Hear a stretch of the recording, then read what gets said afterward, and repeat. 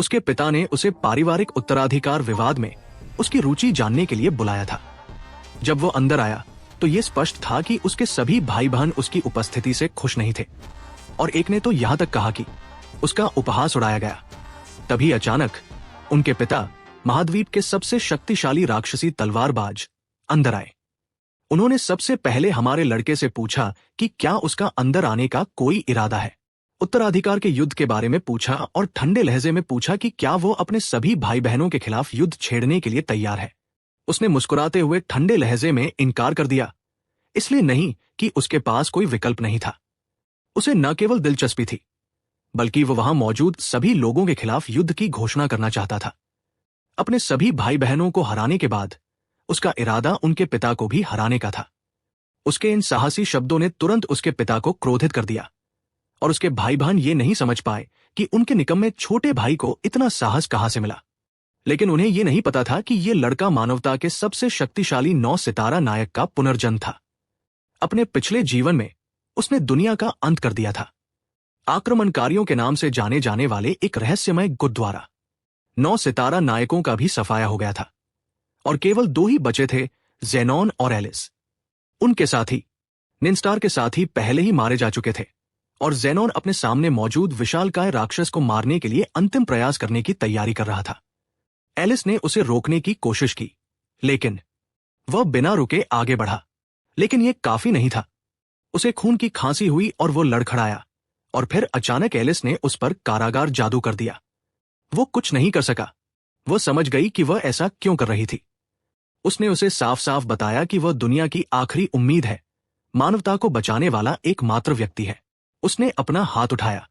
उसने अपने परिवार के जादुई उपकरण का जिक्र करते हुए जोर देकर कहा कि जो भी लोग मर चुके हैं, उनकी खातिर वह दुनिया और पूरी मानवता को उसके हवाले कर रही है। उसकी आंखों से आंसू बह रहे थे। अपने चेहरे पर नजरें गड़ाए हुए उसने उपकरण को सक्रिय किया। जमीन पर एक चकाचौंध कर देने वाली रोशनी फैल गई। जब वो फीकी पड़ी तो अचोन ठंडी धरती पर पराजित पड़ी थी। उसने हिम्मत नहीं हारी। एक उम्मीद थी कि ज़ैनन दुनिया में वापस आएगा और सब कुछ बदल देगा। जैसे जैसे राक्षस उसके करीब आता गया, उसकी आखिरी इच्छा सरल थी कि अगर वे कभी फिर से मिले, आखिरकार वो उसे अपने सच्चे दिल की बात बता देगी। दृश्य एक भव्य हवेली में बदल गया। ज़ेनॉन की आंखें अचानक खुल गई। उसे पता ही नहीं था कि वह कहाँ है। शानदार परिवेश। उसे शक था कि एना के जादुई उपकरण ने काम कर दिया है। इससे पहले कि वह अपने विचारों को संजो पाता, एक नौकरानी कमरे में दाखिल हुई। उसने उससे तैयारी करने को कहा और जोर देकर बताया कि उसे आक्रमणकारियों के विरुद्ध युद्ध में वापस जाना है। नौकरानी ने हैरानी से उसकी ओर देखा। उसने उसे स्वामी नू कहकर पुकारा और अपना परिचय नौकरानी लिडिया के रूप में दिया। ज़ेनॉन ने अपने हाथों की ओर देखा और स्तब्ध रह गया। ये उसका शरीर नहीं था। वह तुरंत समझ गया कि उसकी आत्मा ने किसी और के शरीर में प्रवेश कर लिया है। उसने नौकरानी से जवाब जानने के लिए दबाव डाला। घबराकर उसने पूछा कि क्या यह बुखार का असर है, लेकिन उसने उसके कंधों को पकड़ लिया और जोर देकर कहा कि यह हवेली दासकोर परिवार की थी और वह उनका चौथा पुत्र था। यह जानकर वह दंग रह गया। उसने वर्ष पूछा। उसने बताया कि यह वर्ष 850 था। सारी बातें स्पष्ट हो गई। अचान के जादुई औजार ने न केवल उसकी जान बचाई थी, बल्कि उसे आक्रमणकारियों के खिलाफ लड़ाई से 10 साल पहले वापस भेज दिया था। लेकिन सबसे चौंकाने वाली बात यह थी कि जिस स्थान पर उसका पुनर्जन्म हुआ था, वह एक ऐसे परिवार में हुआ था जो पवित्र तलवारबाज के बिल्कुल विपरीत था।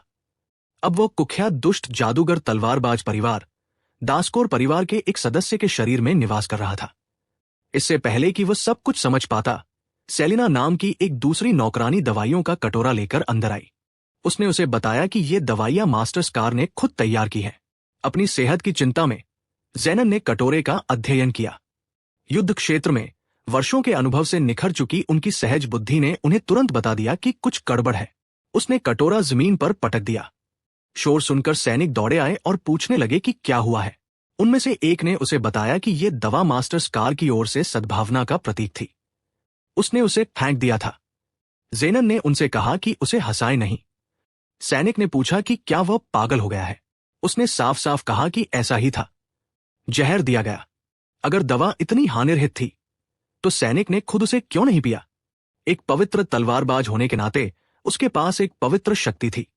एक ऐसी शक्ति जो जैसे ही कटोरा उसके पास लाया गया, उसे उसमें मिली हुई बुराई का एहसास हो गया। सिपाही ने कहा कि अगर उसने पीने से इनकार किया तो वे उसे मजबूर करेंगे। जैन मुस्कुराया। उसने कहा कि आखिरकार उन्होंने अपना असली चेहरा दिखा ही दिया। वह इस नए शरीर के साथ तालमेल बिठाने के लिए समय लेना चाहता था, लेकिन ऐसा लग रहा था कि वे उसे जल्द से जल्द आगे बढ़ने का बहाना देना चाहते थे। शूरवीर ने आदेश दिया। 2 आदमी आगे बढ़े। ज़ेनोन ने पहले वाले को प्रतिक्रिया करने से पहले ही लात मार दी। जब दूसरे ने मुक्का मारा तो ज़ेनोन ने अपना पैर उसके चेहरे पर दे मारा। उसने तुरंत कुछ देखा। यह शरीर बेहद कमजोर था। उसने उन दोनों को इतनी ताकत से मारा था कि वे बेहोश हो गए थे।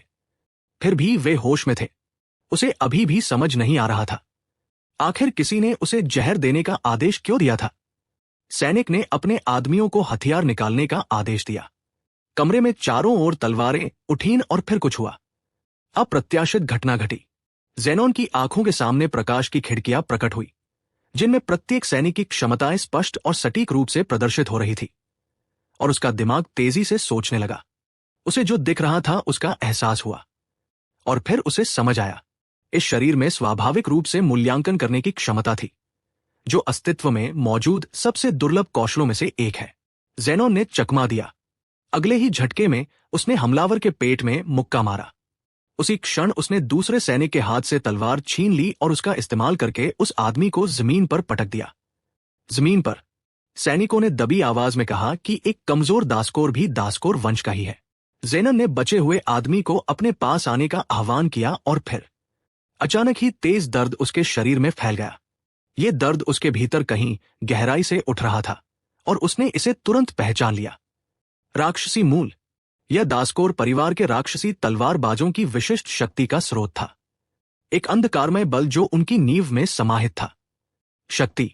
यह पवित्र मूल गौरवशाली परिवार के पवित्र तलवारबाजों द्वारा धारण की गई शक्ति की जड़ के पूर्ण विरोध में खड़ी थी। हर नियम के अनुसार, प्रकृति के अनुसार, ये दोनों शक्तियां कभी भी एक ही शरीर में मौजूद नहीं होनी चाहिए। जहां चांद को दर्द से तड़पते देख वो आदमी मुस्कुराया। उसने उसे बताया कि यह उसके जीवन का आखिरी दिन है और खुलासा किया कि उसे जो दवा दी गई थी वो वास्तव में दवा नहीं थी।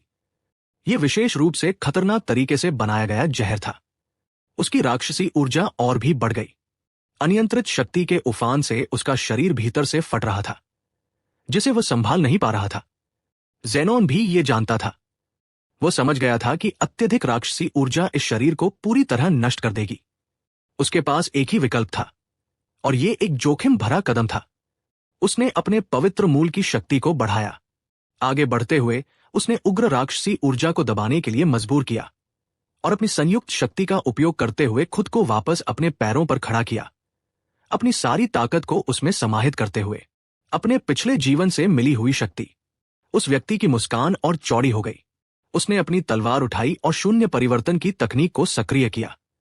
पलक झपकते ही उसकी तलवार ज़ेनोन की गर्दन पर आ गई, और उसी क्षण ज़ेनोन ने अपनी तलवार से उसे रोक लिया। वो आदमी जम गया। उसे विश्वास नहीं हो रहा था कि यह सब इतनी जल्दी कैसे हो गया। ज़ेनोन की प्रतिक्रियाएं तेज हो गई थी। ज़ेनोन ने अपनी मूल्यांकन क्षमता के माध्यम से उसका अध्ययन किया। उसने उस आदमी से साफ साफ कह दिया कि वह बाकी दोनों से बस एक कदम ऊपर है। वह आदमी गुर्राया और चीखते हुए आगे की ओर झपटा। ज़ेनोन को मौका मिला और उसने वार किया, लेकिन वह आदमी गायब हो गया और सीधे उसके सामने प्रकट हो गया। वहीं से दोनों के बीच लगातार वार होते रहे। उनकी तलवारें आपस में टकराती रहीं, तेजी से एक के बाद एक। इस आदान प्रदान के दौरान ज़ेनोन का दिमाग पहले से ही काम कर रहा था। उसने पैटर्न को समझ लिया था। शून्य परिवर्तन एक ऐसी तकनीक थी जो राक्षसी मूल से प्रेरित थी और जिसका उपयोग अपनी उपस्थिति को छिपाने और पल भर में दूरी कम करने के लिए किया जाता था। यदि यह लड़ाई लंबी खिंचती है तो लगातार चलने वाली इस लड़ाई में ज़ेनोन जानता था कि उसका उधार लिया हुआ शरीर टिक नहीं पाएगा। उसने इसे समाप्त करने का फैसला किया। उसने कहा कि उसकी तकनीक कमजोर होती जा रही है और उसने पूछा, शांत मुस्कान के साथ, मानो वह घबरा रहा हो।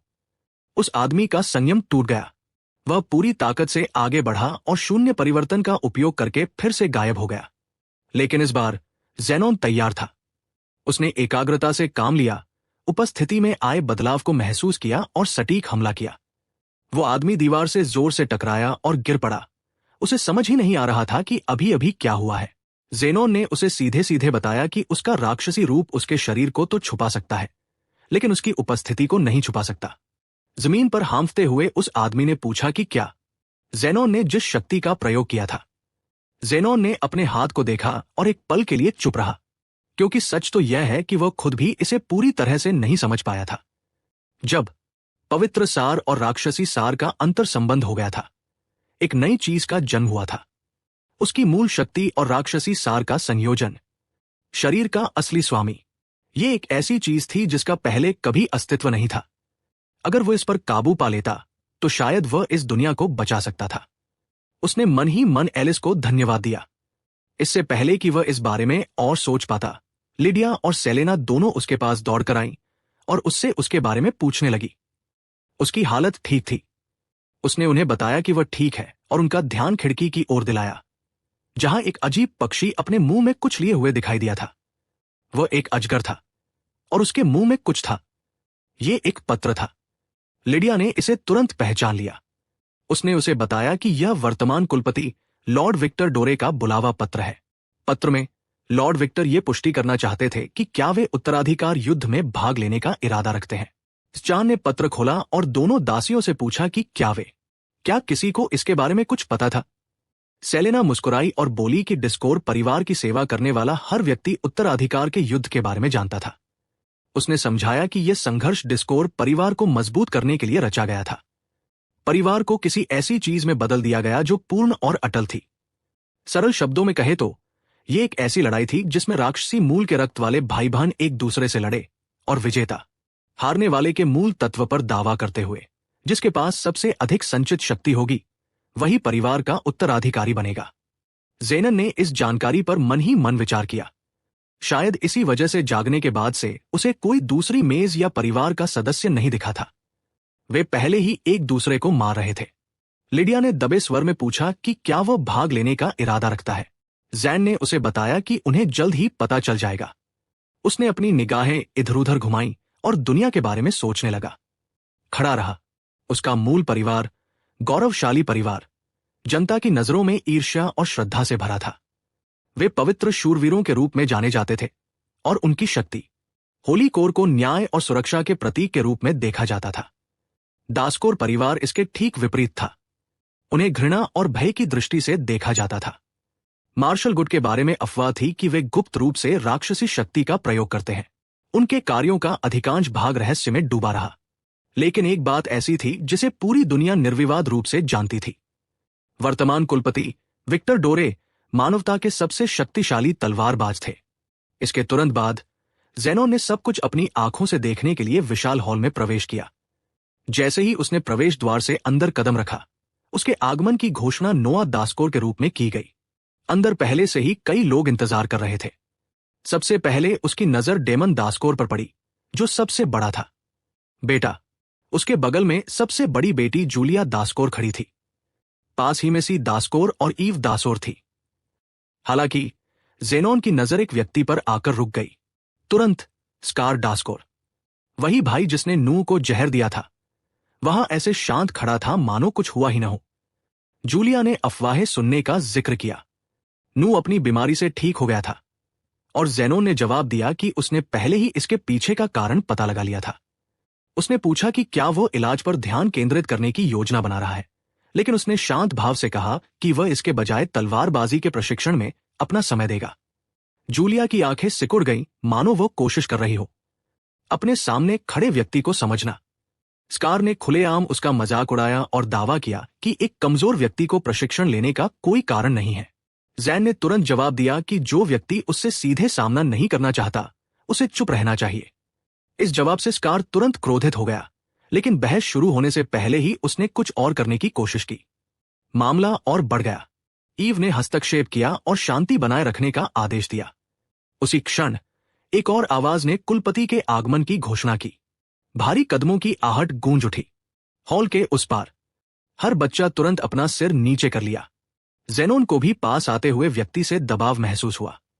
अपने पिछले जीवन में इस तलवारबाज ने, वह इतना प्रसिद्ध था कि उससे कभी न मिलने के बावजूद भी वह उसका नाम जानता था। सिंहासन पर विराजमान था विक्टर दासकोर, 9 सितारा कुलपिता और सबसे शक्तिशाली परिवार का तलवारबाज। विक्टर ने चारों ओर देखा और घोषणा की कि सभी लोग एकत्रित हो चुके हैं। अब बैठक शुरू होगी। अंततः उसका ध्यान नू पर गया जब उसने उससे पूछा कि बीमारी से उबरने के बाद वह क्या करने का इरादा रखता है। ज़ेनन ने हल्की सी मुस्कान दिखाई और फिर अपना जवाब दिया।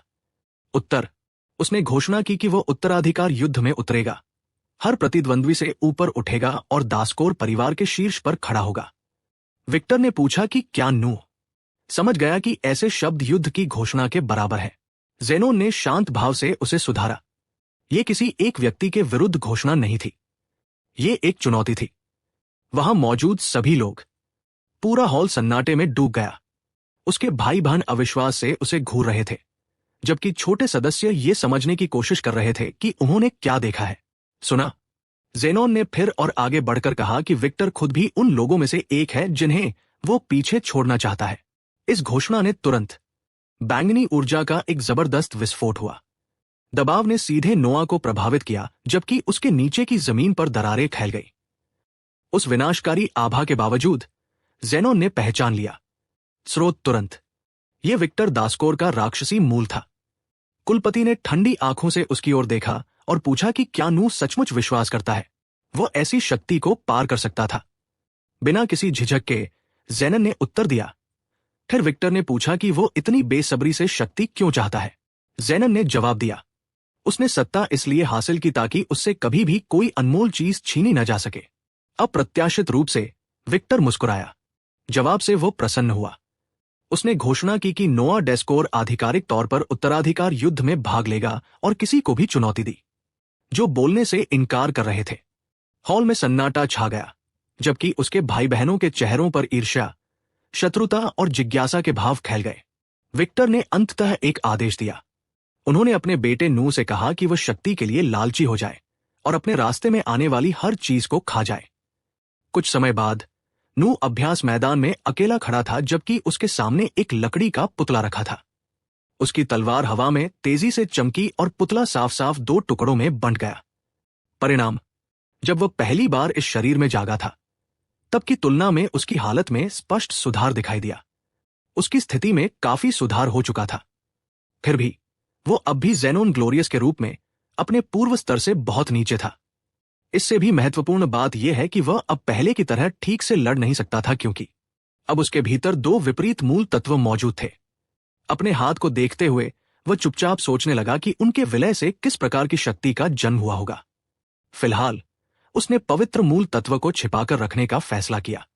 सभी से अचानक पीछे से एक शांत आवाज आई। जूलिया दासकोर प्रशिक्षण मैदान पर पहुंच चुकी थी। सफेद बालों वाली लड़की ने तबाह हुए मैदान का जायजा लिया। उसने नकली गुड़िया को देखकर टिप्पणी की कि इतने वर्षों तक बीमार रहने के बावजूद उसकी हरकतें वाकई सराहनीय थी। उसने आगे बताया कि उनके पिता ने हाल ही में उस पर ध्यान देना शुरू किया था, जिससे नोआ को तुरंत समझ आ गया कि वह क्यों आई थी। एक पल भी बर्बाद किए बिना जूलिया ने लकड़ी की तलवार उठाई और हमला करने की मुद्रा में आ गई। हमला अचानक हुआ। इससे पहले कि नोआ कोई प्रतिक्रिया दे पाता, एक जोरदार लात उसे लगी और वह पीछे की ओर जमीन पर घिसटता चला गया। जूलिया ने शांत भाव से पूछा कि क्या उसने सचमुच बातचीत की उम्मीद की थी। उसका चेहरा भावहीन बना रहा और वह तेजी से कदमों की एक श्रृंखला के साथ आगे बढ़ी। सटीक वार। नू ने अपना हथियार उठाया और यथासंभव बचाव किया, ये सोचते हुए कि ये अपनी वर्तमान क्षमताओं को परखने का सही अवसर है। फिर भी बचाव करना मुश्किल था। जूलिया के हमलों में भयावह गति और नियंत्रण था। एक और लात ने उसके बचाव को तोड़ दिया और उसका संतुलन पूरी तरह बिगाड़ दिया। सफेद बालों वाली तलवारबाज ने माना कि उसमें प्रतिभा थी, लेकिन उन्होंने घोषणा की कि उनका स्तर निराशाजनक बना हुआ है। उन्होंने सवाल उठाया कि क्या यह वास्तव में विक्टर दासकोर द्वारा व्यक्तिगत रूप से मान्यता प्राप्त व्यक्ति की क्षमता है। जूलिया पहले ही पहुंच चुकी थी। 7 सितारा महारथ। यह महसूस करते हुए कि वह समझ गया था कि दबाव इतना असहनीय क्यों लग रहा था, जूलिया नजर से ओझल हो गई और फिर से आगे बढ़ गई। नोआ। उसने ठीक समय पर प्रतिक्रिया दी और आने वाले हमले को रोक दिया। ठीक उसी क्षण नू तुरंत तनाव में आ गया, क्योंकि पवित्र आत्मा ने एक बार फिर अपना स्वरूप प्रकट कर दिया था। फिर भी जूलिया ने अपनी आंखें सिकोड़ी और उस शक्ति को अलग ही रूप में पहचाना। उसने इसे पवित्र राक्षसी मूल कहा। वो दोष जिसके बारे में परिवार में हर कोई बात करता था। जूलिया ने बताया कि नू कथित तौर पर एक कमजोर और दोषपूर्ण आंतरिक अंग के साथ पैदा हुआ था। यह सुनकर नू को आखिरकार सच्चाई समझ आ गई। इस शरीर के मूल स्वामी के पास यह शक्ति जन्म से ही थी। इसमें कभी कोई खामी नहीं थी। नू को बस इसका सही उपयोग करने का ज्ञान नहीं था।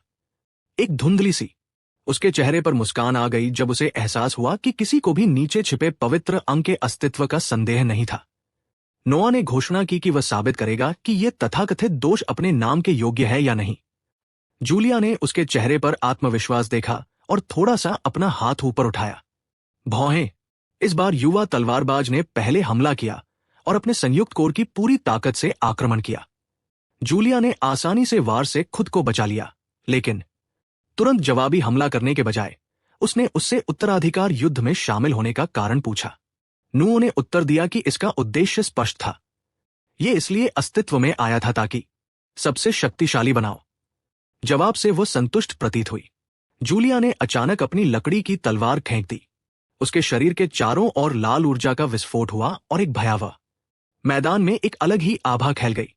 उसने शांत भाव से उसकी राक्षसी शक्ति की मांग की। ये शब्द सुनकर नोआ एक पल के लिए स्तब्ध रह गया। वातावरण पूरी तरह बदल गया था। लड़ाई गंभीर हो जाने का एहसास होते ही उसने तुरंत सेलिना को बुलाया। नौकरानी ने तुरंत प्रतिक्रिया दी और उसकी असली तलवार उसकी ओर फेंक दी। नोआ ने उसे पकड़ लिया। हवा में ही जूलिया आगे बढ़ रही थी। उनके ब्लेड आमने सामने टकरा गए और एक जोरदार विस्फोट से प्रशिक्षण मैदान हिल गया। इस टक्कर से पूरे मैदान में दबाव फैल गया। नोआ ने अपना पूरा शरीर झोंक दिया। उसने जूलिया के वार को रोकने के लिए अपनी पूरी ताकत लगा दी। फिर भी जूलिया ने अपनी भयानक ताकत से उसे धीरे धीरे पीछे धकेल दिया। जूलिया पहली बार मुस्कुराई और स्वीकार किया कि उसने उम्मीद से कहीं ज्यादा सुधार किया है। उसकी आंखों में धीरे धीरे उत्साह झलकने लगा और उसने उससे दिखाने की मांग की। और भी पीछे की ओर छलांग लगाते हुए उसने उसे अपनी अगली चाल से बचने की चुनौती दी। अपनी शैली का पहला रूप तैयार करते हुए उसकी तलवार के चारों ओर लाल ऊर्जा एकत्रित होने लगी। दबाव मात्र से ही नोआ को पता चल गया कि यह हमला खतरनाक है। उसने अपनी पकड़ मजबूत की और अपनी पूरी ताकत बचाव में लगा दी। जूलिया ने खून की एक विशाल लहर छोड़ी। प्रशिक्षण मैदान में एक तीव्र ऊर्जा का विस्फोट हुआ। नोआ ने उसका सीधा सामना किया। टक्कर से चिंगारियां निकली और झटके पूरे मैदान में फैल गए। चारों ओर धूल उड़ रही थी और जमीन उनके पैरों तले कांप रही थी। जूलिया ने तब उससे पूछा कि क्या वह सिर्फ एक हाथ से लड़ना जारी रखना चाहता है। उसने उसे चुनौती दी कि वह उसे दूसरे हाथ का इस्तेमाल करने के लिए मजबूर करे। दोनों हाथों से भी नू ने अपनी मुद्रा को ठीक किया और अंततः तलवार को सही ढंग से पकड़ लिया। अगले ही पल वो आगे बढ़ा और अपनी पूरी ताकत से एक जोरदार सीधा प्रहार किया। टक्कर के कारण उसे दोनों हाथों से बचाव करना पड़ा। आखिरकार जब नोआ ने उसे गंभीर बहस में उलझा दिया तो वह मुस्कुराया। जूलिया ने जबरदस्त ताकत से जवाब दिया और उसे पीछे की ओर धकेल दिया। उसने दबाव का विरोध करते हुए अपने दांत भींच लिए। हमले ने उसे जमीन पर घसीटते हुए आगे बढ़ाया और चारों ओर धूल उड़ने लगी।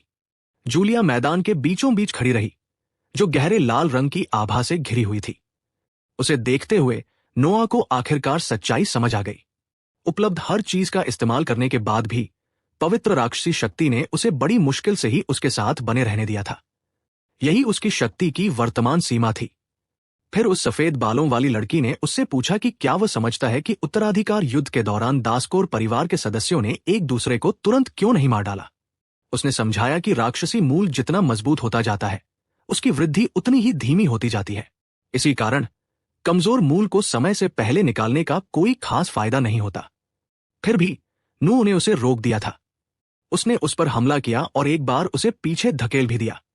जूलिया ने स्वीकार किया कि अगर उसके भीतर वास्तव में इतनी क्षमता है तो उसे चुराना वाकई फायदेमंद हो सकता है। नोआ ने धमकी को सुनकर तुरंत भौहें चढ़ा ली। जैसे ही उसके चारों ओर लाल रंग की ऊर्जा फिर से एकत्रित हुई, जूलिया ने जरा भी संकोच नहीं किया। इस बार उसने अपनी तलवारबाजी शैली का 8वां रूप तैयार किया। उसके चारों ओर का दबाव, स्थिति तीव्र हो गई। जैसे ही वह हमला करने वाली थी, तभी एक और आवाज मैदान में गूंज उठी। एक तलवार उनके बीच से गुजरी और उसकी चाल को रोक दिया। उसने उसे रोक दिया। जूलिया के हमले को देखकर मैंने उससे तुरंत रुकने को कहा, क्योंकि लड़ाई जारी रखने से नू की जान चली जाएगी। जूलिया ने ठंडे लहजे में जवाब दिया कि यह लड़ाई तो नू के लिए ही है। खैर, कोर्स।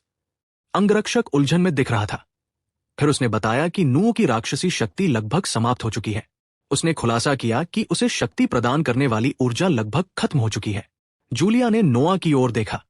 वो युवक हांफते हुए वहीं खड़ा था और संभलने की कोशिश कर रहा था। अगर उसकी ऊर्जा सचमुच 4 या 5 सितारों तक पहुंच गई होती तो इतनी जल्दी खत्म नहीं होनी चाहिए थी। कुछ देर सोचने के बाद उसने आखिरकार अपना हथियार म्यान में रख लिया और स्वीकार किया कि शायद उसने कुछ गलत समझ लिया था। फिर भी उसने नोआ को अपनी बात न भूलने की चेतावनी दी। एक दिन वो उसके दिल को अपने लिए हासिल करने का इरादा रखती थी। नोआ ने शांत मुस्कान के साथ जवाब दिया और घोषणा की कि वह ऐसा करेगा। उस दिन का इंतजार करो। जूलिया के जाते समय उसकी आंखों में संदेह बना रहा। उसे वो हमला याद आया जिसे उसने पहले रोका था। वो कोई मामूली बात नहीं थी। 2 सितारा कोर को टिके रहना चाहिए था। सफेद बालों वाली लड़की को यकीन हो गया कि नू कुछ छिपा रहा है। उसके चेहरे पर हल्की सी मुस्कान आ गई और उसने चुपचाप स्वीकार किया कि उसका विकास हो रहा है। दिलचस्प। दूसरी ओर कोई और इससे कहीं अधिक असंतुष्ट था। हवेली के एक अन्य हिस्से में स्कार डास्कोर गुस्से से भड़क उठा। लंबे बालों वाला उसका अधीनस्थ नोआ, पहले जिसे हराया गया था, वो पास ही खड़ा होकर सारी घटनाएं बता रहा था। स्कार को यह बात हजम नहीं हो रही थी कि नू को उत्तराधिकार युद्ध में शामिल होने दिया गया। वो गुस्से में चिल्लाया और जानने की मांग की कि आखिर ये सब क्यों हुआ। रिपोर्ट सुनने के बाद अचानक उसका चेहरा बदल गया। एक अप्रिय मुस्कान के साथ उसने कहा कि सब ठीक है। उसने नोआ को मंच से घसीटकर ले जाने का तरीका पहले ही सोच लिया था। स्थायी रूप से कुछ समय बाद नू की मुलाकात उस व्यक्ति से हुई जिसे उसका नया प्रशिक्षक नियुक्त किया गया था। उसका नाम काइल ओल्सन था। काइल ने समझाया कि विक्टर दास्कोर ने उसे व्यक्तिगत रूप से चुना था। नू को बहुत जल्दी हटा देने से उत्तराधिकार युद्ध का रोमांच खत्म हो जाता, इसलिए कुलपिता ने उसे हटाने का फैसला किया। उसे उचित प्रशिक्षण देना चाहते थे। नोआ ने तुरंत मूल्यांकन किया और पुष्टि की कि काइल के पास इस पद के लिए पर्याप्त से अधिक कौशल है। प्रशिक्षक ने प्रशिक्षण शुरू करने का सुझाव दिया। तुरंत, लेकिन उससे पहले उसे एक और आदेश मिला था। काइल ने विक्टर की लाल मुहर वाला एक पत्र सौंपा। मिशन ने नोआ को जांच करने का आदेश दिया और आसपास के क्षेत्र में बनने वाले मायस्मा पूल को समाप्त करना। मायस्मा पूल एक खतरनाक घटना थी जहां मायस्मा की सांद्रता लगातार बढ़ती रहती थी। अज्ञात कारणों से वृद्धि हुई। इसका एकमात्र अस्थायी समाधान उस उग्र राक्षस को हराना था जिसे भगवान के नाम से जाना जाता था और जो उसके भीतर उत्पन्न हुआ था। असाइनमेंट पढ़ते हुए नू ने हल्की सी मुस्कान दी। यह मिशन उपयोगी साबित हो सकता है। इसके तुरंत बाद समूह जंगल में प्रवेश कर गया। काइल ने अभियान का नेतृत्व किया और रास्ते में आने वाले राक्षसों को मार गिराया। पहरेदारों ने उनके जहरीले दांत इकट्ठा किए और दबे स्वर में फुसफुसाए कि नोआ शायद पीछे ही रह जाएगा क्योंकि उसका हृदय वो सिर्फ 2 सितारा था। काइल भी हैरान था कि विक्टर ने उसमें क्या देखा था। अचानक जंगल में चीखें गूंज उठीं। समूह आवाज की ओर दौड़ा और पेड़ों के बीच कई बेहोश बच्चे पड़े मिले। नोआ ने उनकी जांच की जबकि काइल हिचकिचा रहा था। गलसुआ के कुंड को सुलझाना अभी भी अत्यंत आवश्यक था, लेकिन उन्हें वही छोड़ना असंभव था। अंत में प्रशिक्षक ने सभी को बच्चों को उठाकर आगे बढ़ने का आदेश दिया। जैसे जैसे वे और अंदर की ओर बढ़ते गए, आकाश में घना बैंगनी कोहरा फैलने लगा। जैसे जैसे हम कदम बढ़ाते गए, विषैला धुआं और घना होता गया और नू को तुरंत एहसास हुआ कि इसकी सांद्रता तेजी से बढ़ रही है। किसी के प्रतिक्रिया करने से पहले ही एक विशालकाय जीव पेड़ों से कूद पड़ा। विशाल बिच्छू जैसा राक्षस उनके सामने आ गिरा। काइल ने तुरंत आदेश दिया, बच्चों को समझाते हुए कि मवाद के कुंड के प्रभाव में आकर वह प्राणी संभवतः चरम शक्ति तक पहुंच गया था। उन्होंने उसकी रक्षा की। उस दैत्य ने अपने विशाल पैर उठाए। तेज गति से हमला किया गया। हमले ने पूरी संरचना को भेद दिया और कई पहरेदारों को दूर फेंक दिया। एक व्यक्ति ने उसकी भयानक गति के बारे में चिल्लाया जबकि दूसरे ने कहा कि नूह मारा जाएगा।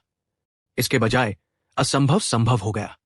नूह आगे बढ़ा और उसने राक्षस की पूंछ को पूरी तरह से काट दिया। बिना रुके उसने अपने दोनों कोर से ऊर्जा प्रवाहित की। उसने तलवार उठाई और जानवर की ओर झपटा। हमला बिल्कुल सटीक लगा।